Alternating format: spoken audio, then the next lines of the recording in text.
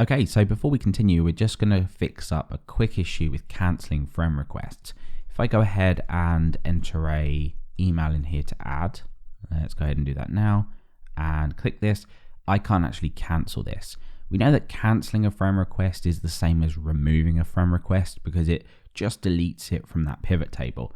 So what we need to do is just come over to our template here, so under friends and index, and let's come down to the pending friend request section and just fill out the form like we did for the others. So for this, it's pretty much just going to be the same as this form just here.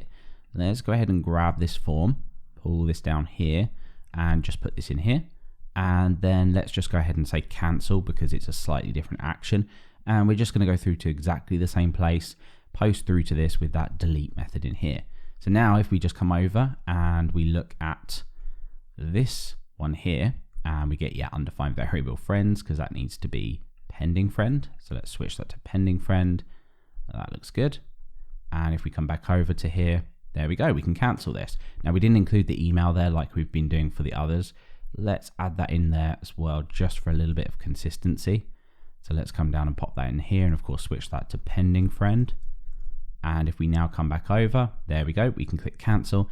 That removes it, of course, for us and also the other user. So of course, a quick UI update. We already know the functionality works because we've tested it, but just a quick update to the UI.